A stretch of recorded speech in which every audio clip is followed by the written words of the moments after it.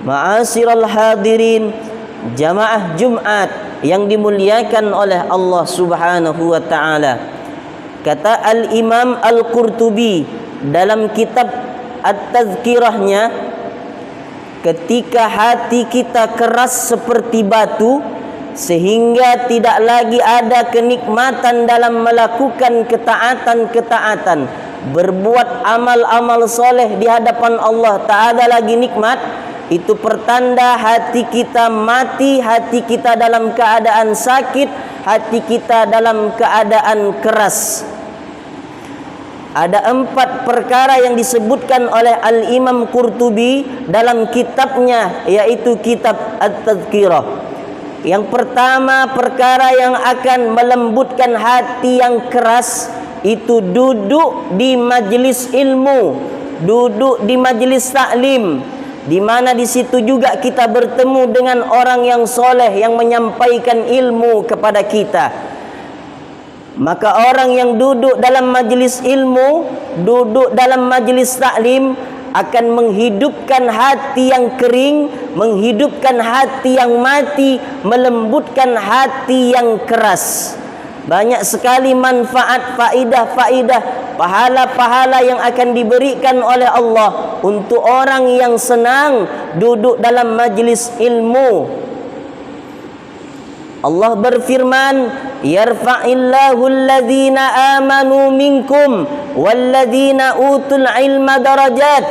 Allah akan mengangkat orang-orang yang beriman dan orang-orang yang berilmu dengan beberapa derajat.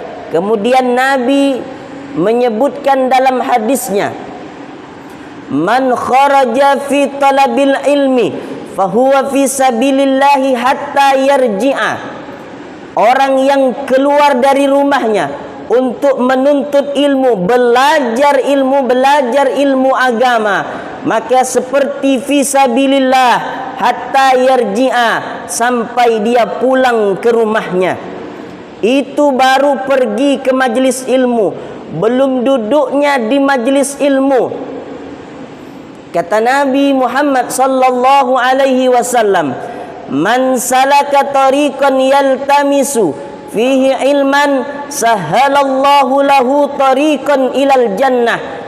Siapapun orang yang menempuh satu jalan untuk belajar ilmu, menuntut ilmu, belajar ilmu agama, maka Allah mudahkan baginya menuju ke surganya Allah Subhanahu wa ta'ala. Orang yang duduk dalam majlis ilmu, hatinya yang keras akan lembut, hatinya yang tidak mau menerima nasihat, maka ketika duduk dalam majlis ilmunya Allah Subhanahu wa ta'ala, dia akan lembut hatinya akan lunak, mudah menerima kebenaran-kebenaran yang disampaikan oleh Rasulullah, disampaikan oleh Allah Subhanahu wa ta'ala. Ini perkara pertama yang akan melembutkan hati yang keras.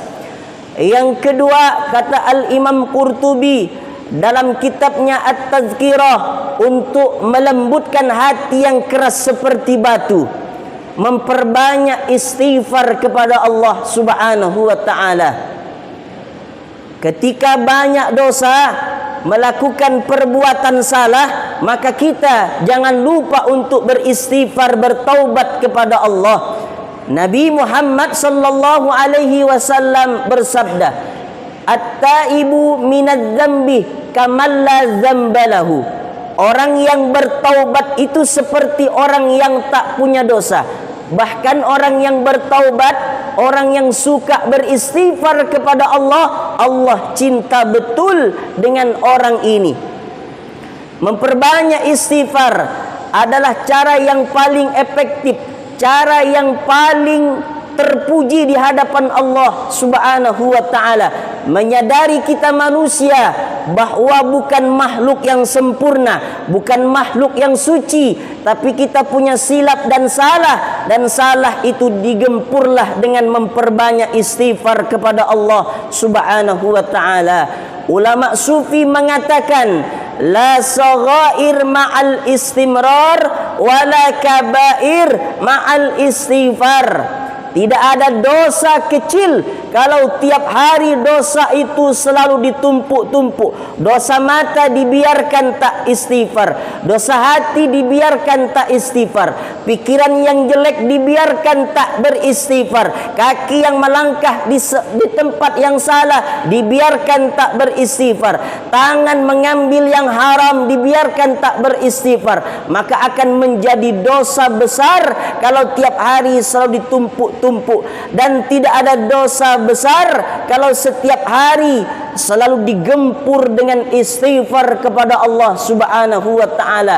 Masa lalu yang penuh dengan kegelapan, berzina, minum minuman keras, melanggar aturan-aturan Allah, melakukan pembangkangan hukum-hukum Allah, kalau selalu digempur dengan istighfar, maka akan dibersihkan, akan diampunkan oleh Allah Subhanahu wa ta'ala.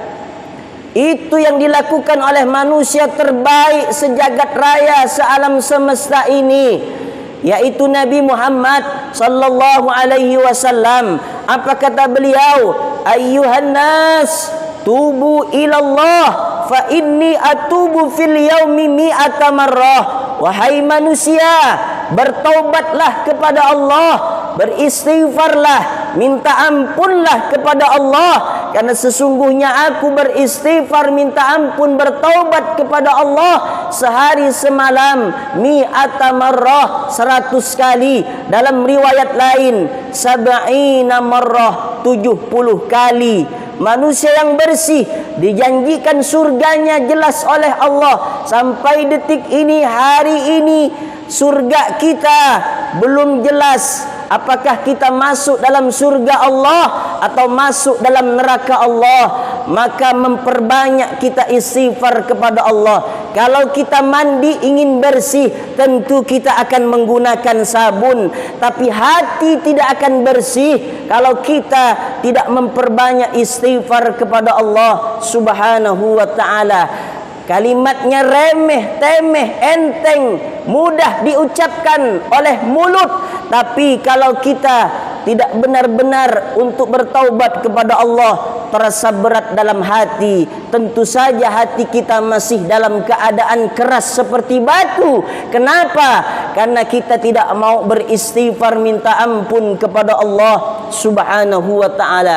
Ini yang kedua. Yang ketiga, kata Imam Al-Qurtubi dalam kitab At-Tadhkirahnya, perkara untuk melembutkan hati yang keras seperti batu, yaitu kita banyak melihat orang yang sakaratul maut.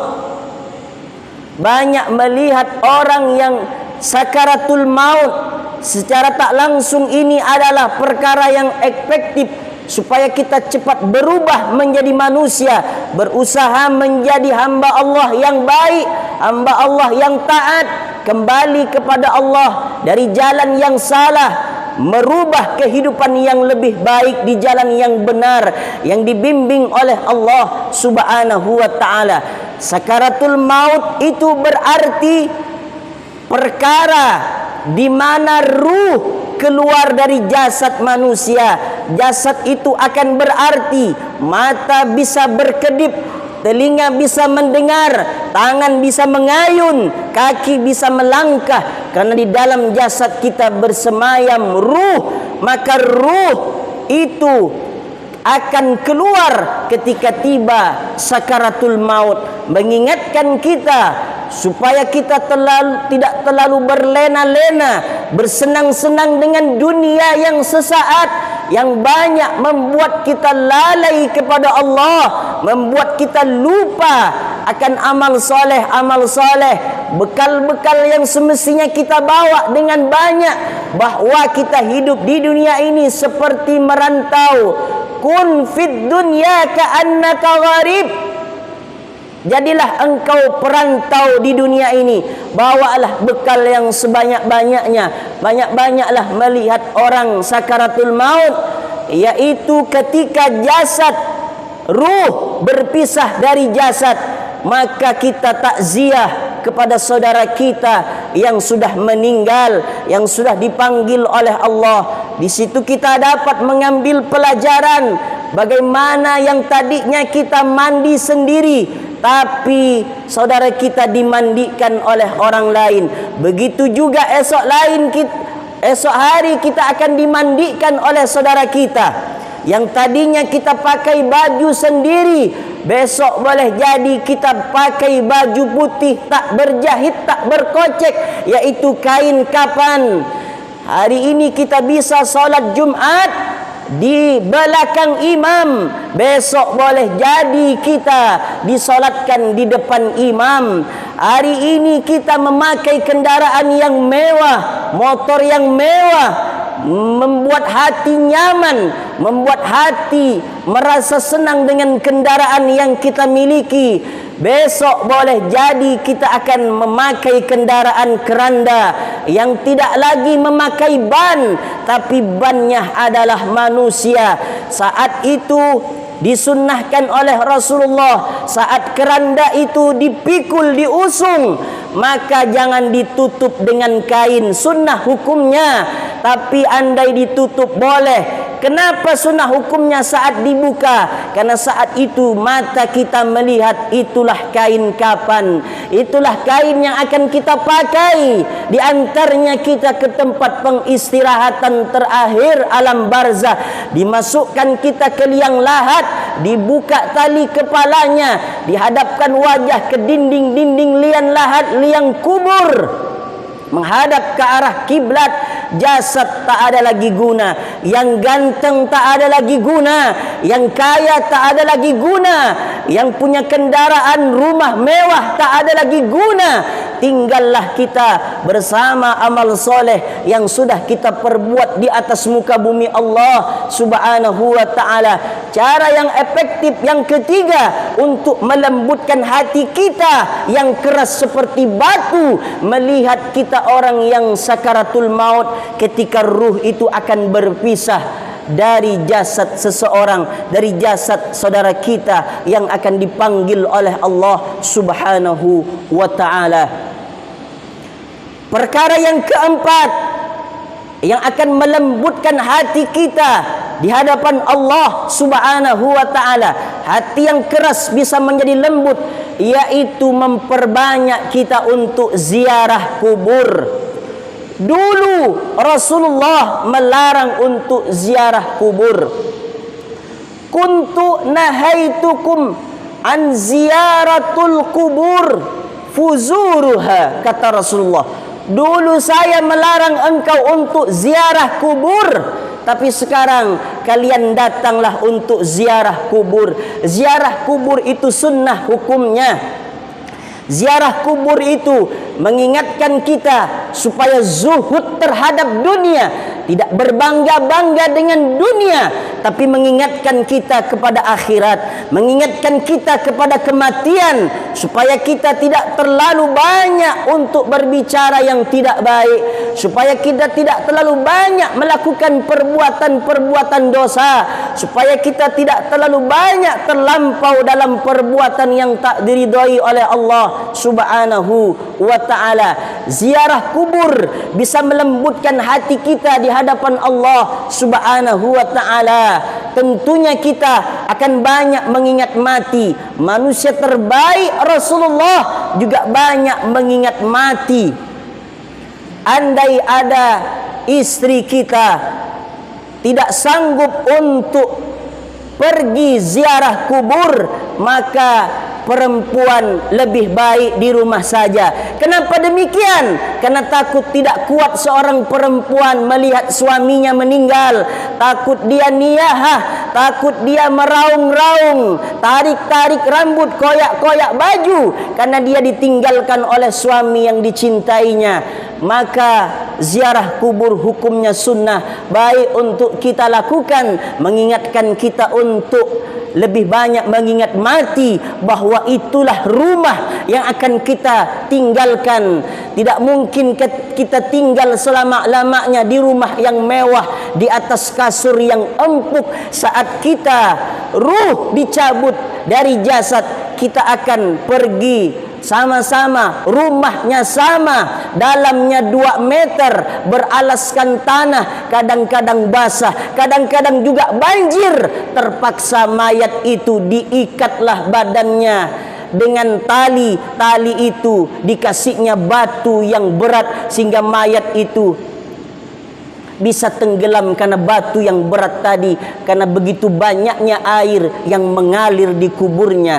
Itulah hikmah. Itulah diantaranya perkara-perkara yang akan membuat hati kita yang kasar, hati kita yang keras seperti batu, menjadi lembut, menjadi baik kita di hadapan Allah Subhanahu wa ta'ala. Barakallahu li wa lakum fil Qur'anil azim, wa nafa'ani wa iyyakum bima fihi minal ayati wadh-dhikril hakim, wa taqabbala minni wa minkum tilawatahu, innahu huwal ghafurur Rahim.